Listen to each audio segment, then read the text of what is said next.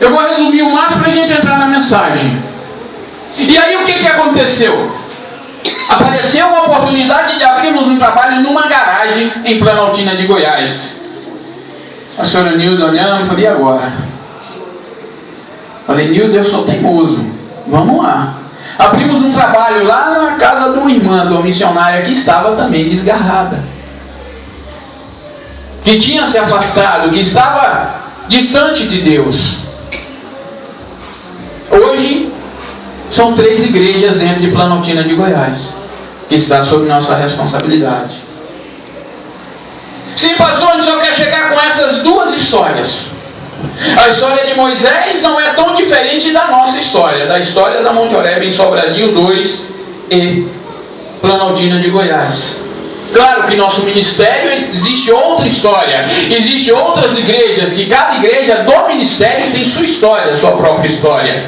Mas a nossa história, pelo 5º ano consecutivo, e 5º e mais, a história é semelhante a de Moisés. Agora sim, nós vamos entrar na mensagem que o Senhor quer deixar para nós. Primeiro, Deus aparece a Moisés, sabendo que ele era homicida. Moisés era homicida, irmão. Ele matou um homem. Para defender um outro, ele matou. Às vezes até involuntariamente, mas ele era homicida. Juridicamente, ele matou. Foi réu primário aí, mas matou. Mas Deus aparece a Moisés, como eu disse no início. Deus estava lá em cima olhando para Moisés e falando para Moisés, e falando com ele mesmo: o camarada ali vai fazer alguma coisa lá no futuro. Moisés era um homem pecador, a qual até esse momento não conhecia Deus. O Deus que ele conhecia eram os deuses do Egito. Mas Moisés, naquele minuto, ele passou a crer no Deus de Abraão, no Deus de Isaac, no Deus de Jacó, nos deuses dos pais dele, porque ele já tinha ouvido falar que existia outro Deus além daqueles deuses a qual ele foi criado, acreditando. Mas Deus cobrou algo de Moisés: santidade. Pastor, agora se apertou. Sim, devemos ser santos na presença de quem? De Deus. Devemos ser santo. Eu ministrei aqui na sexta-feira, justamente falei a respeito disso, que nós temos que ser santo. E por que Deus apareceu a Moisés? Por que Deus falou com Moisés? Porque o povo do Egito sofria, o povo de Israel sofria no Egito, com seus, aspas, tributaristas, fiscais que cobravam impostos. O que eu quero dizer, irmãos? Hoje em dia nós temos isso: serviço escravo. Você trabalha o dia todo para comer à noite. Se você trabalha o dia, custa R$100 seu dia, à noite você vai comer, ou você vai comer durante o dia, você gasta 120. Então você fica sempre devendo 20. Então a cada dia no decorrer da semana você perde. Você fica devendo. No final da semana, em vez de receber, você fica devendo. E hoje em dia tem pessoas assim. Tem lugares aí no Brasil, meu irmão, não se espante não, que é assim. Tem lugar no Brasil que as pessoas trabalham para comer e ainda fica devendo, foge. E quando não consegue fugir, matam. Assim era o povo do Egito, mas o povo estava cansado daquela vida, mas não queria se libertar do pecado. Mas pastor, bagunçou tudo agora. Não. Eles estavam agarrados ao passado mesmo. Eles estavam agarrados às coisas boas do Egito. Que é tudo aquilo. Eu sou diabético, irmãos. Eu sei que doce me faz mal. Se eu não fechar a boca, eu vou morrer. Esses dias a pastora Nilda chegou com um potinho de doce de leite. Eu olhei para ele e falei: cara, eu gosto de você, eu quero você, mas eu digo para você, eu não vou te comer. E não comi. Vocês estão entendendo, meu irmão? Assim as coisas têm que acontecer. O diabo nos oferece bandeja de tudo aquilo que não presta, de tudo aquilo que aparentemente é bom. E muitas vezes a gente vai todo sorrindo, sorridente, de peito aberto para receber o que o diabo faz. Assim estava o povo de Israel. Assim estava o povo, e não é diferente de hoje. Tem muitos cristãos dessa maneira. Quer chegar até Deus de qualquer forma, quer chegar a Deus de qualquer maneira, e Deus infelizmente não pode fazer nada por você. Aí começamos a culpar a Deus, começamos a botar a culpa no próprio Deus. Senhor, tu não faz.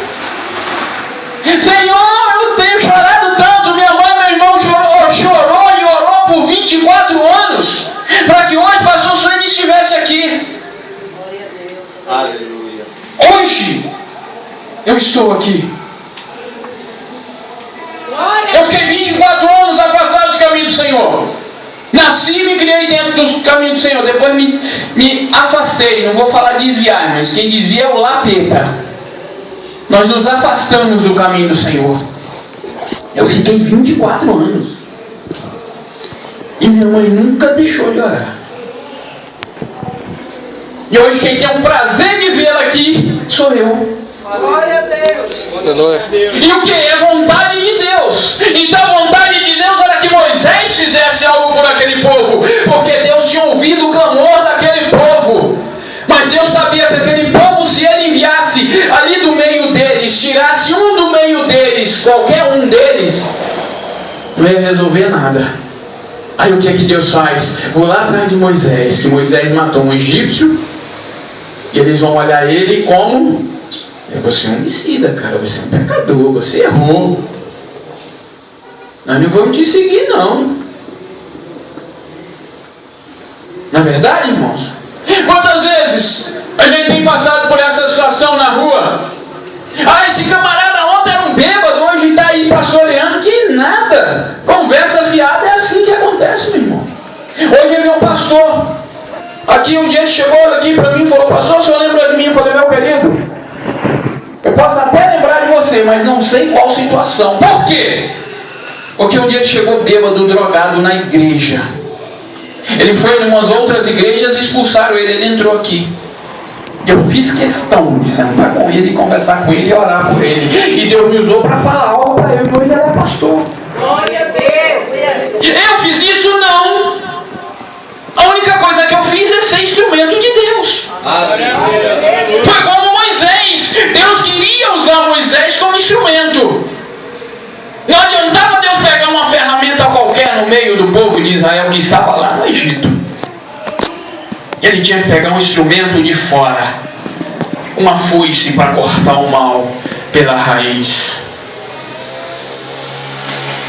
Aí Deus vai falar com Moisés: Moisés, aquele povo que está no Egito, meu povo, seu povo, Moisés, que está lá no Egito, está clamando por socorro. E Moisés diz: Senhor, não sou eu não. O Senhor está falando com a pessoa errada. E ele fala: não. E Deus diz para ele: é você que eu quero. É o instrumento que eu escolhi. É o instrumento a qual eu escolhi. Mas Deus, eu matei, eu sou um pecador, eu sou um homem que fui criado lá no meio daquele povo, eu não sei nem falar. E Deus diz para ele assim: eu sou contigo onde você estiver. Eu não estou pedindo o seu passado, Moisés, eu quero o seu futuro, o seu hoje e daqui para frente. E é isso que Deus quer de nós. Por isso que nós temos que estar santos na presença de Deus. E como nós fazemos isso? Agora começar a arrochar um pouquinho, meu irmão. Mudando nossas atitudes. Não entendi nada. O que Moisés fez aqui, meus irmãos? Ele mudou o pensamento dele, ele mudou a ideia dele. Ele falou: se Deus está mandando eu ir, eu vou. Quantas vezes Deus tem mandado você ir e você não foi? Quantas vezes Deus tem mandado você falar e você não falou? Quantas vezes Deus tem mandado você se calar e você: Deus, mas eu vou falar. Faz as coisas com as próprias mãos. Vai lá na frente. O lapeta aproveita a nossa deixa o nosso erro e usa isso contra nós mesmos. Porque a nossa decisão, as nossas atitudes não são santas na presença de Deus. Por isso Deus quer de nós, como Moisés, como Ele requereu de Moisés, Deus requer de nós mudanças, que a gente venha decidir o nosso hoje, para que amanhã, para que depois de amanhã possa ser diferente, para que nós possamos decidir mudar e não somente querer mudar, porque querer todo mundo quer, até nosso inimigo quer, irmãos, até ele quer. Mas o que ele decide? Ele decide quando nós erramos. Você sabe por quê, meu irmão? Porque quando nós erramos, nós deixamos de estar santo na presença de Deus. Nós deixamos de estar santos. Quando eu e a pastora Anildas iniciamos esse trabalho, meu irmão, nós não tínhamos nem noção do que era pastorear. E nós tínhamos pastor, era muito fácil. A carga era toda dele. É, pastor? A gente começa, o negócio é o que Deus requer de nós. Sejamos santos, mas pastor, mas eu sou pecador. Deus sabe disso. Deus sabe que você vai pecar daqui a 1 ano, daqui a 1000 anos. Viu que a gente não vai viver 1000 anos, mas daqui a 10 anos, vamos colocar assim. Deus sabe. Mas Ele quer que você hoje, quer que nós hoje mudemos, nós decidimos a mudar as nossas atitudes, como Moisés mudou a atitude dele. O que Moisés fez? Quando Deus chamou, ele não conhecia. Mas ele mudou, ele foi lá na mulher dele, ele foi no sogro dele, que a princípio era o patriarca, ou seja, era o chefe dele na terra. E disse para a mulher: ei mulher, olha, Deus de Abraão, de Isaac, de Jacó apareceu para mim e mandou que eu fosse para o Egito. E aí, meu querido? Pessoal, nós somos casados, mulher, você vai ficar aí, eu vou o Rio de Janeiro fazer a obra. Primeira coisa que a minha esposa disse: você não vai sozinho. E você imagina ali naquela situação, naquele minuto ali, Moisés tinha que tomar essa decisão de ir libertar aquele povo pecador. E Deus sabia que aquele povo era pecador, mas aquele povo clamava, mas aquele povo pedia, aquele povo estava sofrendo. Mas Deus sabia que o instrumento de lá de dentro não ia resolver o problema. E Moisés foi. Moisés decidiu, mesmo sabendo que ele não era capaz, mas ele decidiu acreditar que aquele Deus iria fazer as coisas acontecer. E Deus fez. Chegou para ele: joga a vara no chão. Ele jogou, virou uma cobra. Depois foi lá e pegou ele com medo, né? Imagina uma cobra te olhando lá, pronta para te morder. Tu mete a mão no rabo dela e ela vira novamente uma vara. E ele foi até o faraó. E o faraó: mas tu, que é isso? Tu ontem era aqui, brincava comigo aqui, né? O filho do faraó, porque o faraó morreu, depois veio o outro filho, que era tão ruim quanto o pai. E foram criados juntos, criados como primos, inclusive, tá, irmãos? A Bíblia nos relata isso. Moisés foi criado, que era filho adotivo da filha de faraó, ou seja, da tia do outro faraó. Então eles eram primos. Você imagina chegar um homem, Moisés, não conhecia você, falando de Deus, que Deus é você, ele ia acreditar? E ele jogou ali, a Bíblia diz que ele jogou a vara, agora se tornou em cobra, e os feiticeiros fizeram o mesmo. Como? Eles jogaram a vara e jogaram cobra escondido, sem ninguém ver. Mas eles não fizeram a vara dele voltar, a cobra virar vara. Só mostrou que eles eram capazes, são os bruxos. Por quê? Porque nosso inimigo, o Lapeta, ele quer nos enganar, ele quer fazer a gente enganar. É como eu falei no início, ele vem com bandeja para as nossas vidas. Ele vem com band-aid e a gente, infelizmente, irmão, tem cristão abrindo, arreganhando os braços e recebendo de bom grado.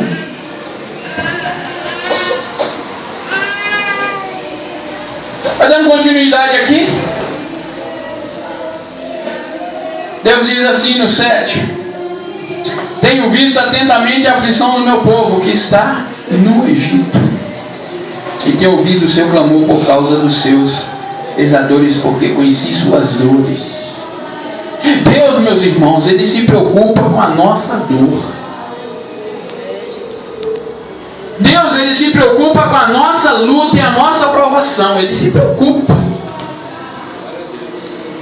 Mas como eu disse, nós não podemos fazer nada. Deus, aliás, não pode fazer nada se nós não decidirmos mudar as nossas vidas, os nossos conceitos, as nossas atitudes. Eu vou até aproveitar minha mãe, que eu sempre conto essa história, porque ela não vai estar aqui presente e ela vai lembrar do que eu vou dizer. Estou dizendo de mim. Certa feita eu cheguei na casa dela, ela me reclamando de muita dor. Dores aqui, dor ali. E por acaso eu comentei com ela, falei, mas a senhora tem que fazer um jejum. Ela, Deus me livre se eu ficar sem comer. E eu, mãe, mas jejum não é só de alimento. Jejum corresponde àquilo, a um sacrifício que a senhora tem que fazer para as dores, né, para a saúde dar uma melhorada, né? Ela estava indo fazer hemodiálise, ficou internada no hospital quase 2 meses, chegou aí para semi-UTI, e nada de jejum. E ela, mas eu vou fazer jejum de quê? Eu falei da novela, minha mãe. Deus me livre de ficar sem minha novela, a senhora lembra? Deus me livre de ficar sem minha novela. Isso minha mãe. O que eu fiz? Silenciei. E fui pro joelho. Pega pra mim também. Hoje, muito nova, ela assiste uma televisão, meu irmão. Hoje ela não faz hemodiálise, hoje ela não dá no oxigênio, hoje ela vive com a doença dela, que é a mesma minha, que é a diabetes, e algumas consequências. Mas ela não faz mais hemodiálise. Ela não está mais no oxigênio. Oi? Nem assiste novela. Fez um jejum permanente de novela. Então às vezes a pessoa confunde o que é ser santo na presença de Deus e estar clamando a Deus. Deus, socorro. Deus pode te socorrer, meu irmão. Salmo 142, 7 diz assim: tira minha alma da prisão. Como Deus vai tirar minha alma da prisão se eu me aprisionei? Deus, me tira da caverna se eu estou dentro dela, meu irmão. Eu botei uma porta, uma fechadura tetra. Deus não vai me tirar dali não, meu querido. E nem minha querida. Ele não vai nos tirar dali porque nós não queremos sair. E é isso que Deus está querendo, que nós venhamos mudar os nossos atos, mudar as nossas atitudes. E é isso que Deus quer deixar. Por quê? Porque a história da Monte Horebe começou com mudança de atitude. Eu podia muito bem ir para outra igreja e Sobradinho 2 que mais tinha de igreja, mas não era a vontade de Deus.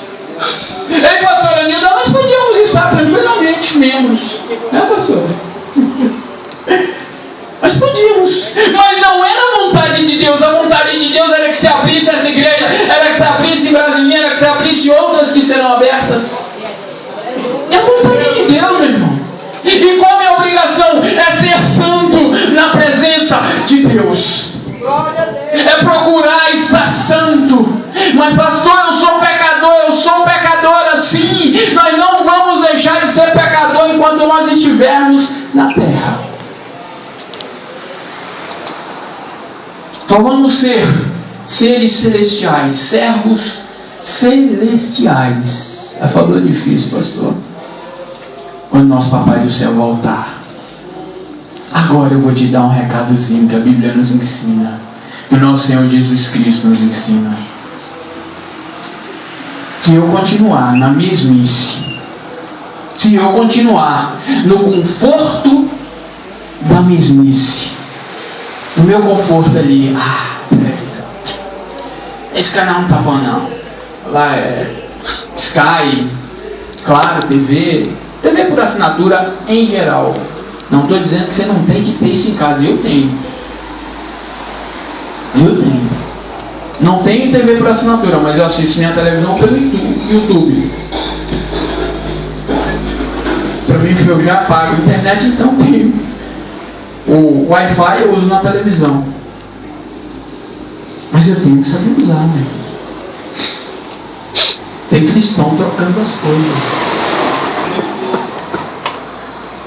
O Espírito Santo de Deus trabalha na vida de cada um, porque o Papai do Céu ordenou a ele: fique na terra, para botar o lapeta no bolso. Mas quando o Espírito Santo de Deus pega a maldade do lapeta e seus enviadinhos, bota no bolso, muitas pessoas vão lá e tiram. Vai lá e tira. E aí quer clamar a Deus, quer pedir a Deus as coisas e não está com o coração santificado no Senhor. Pastor, eu tenho que jejuar 24 horas, eu tenho que estar dentro da igreja 24 horas. Não, meu irmão. Eu vou te contar uma historiazinha rápida de quem fica 24 horas na igreja. Um cristão, servo do Senhor, fervoroso, vigília. Vai ter vigília. Vai ter um culto no lar. Estava lá de tarde, de noite, de madrugada, com o pastor, passou com a Bíblia embaixo do braço. Pastor, o senhor está onde? O senhor vai para algum culto? Vou. E assim ia, meu irmão. Aquele fervoroso mesmo. Certo dia ele morreu. Nós morremos, nós somos carne. Ele morreu, chegou lá a alma dele, num lugar muito bonito, lindo, maravilhoso. Ele olhou aquela coisa para lá, para cá. Nossa, que lugar bonito isso aqui. Aí veio um homem de branco lá de longe, ele viu. Aí foi, rapaz, que lugar bonito isso aqui, lindo.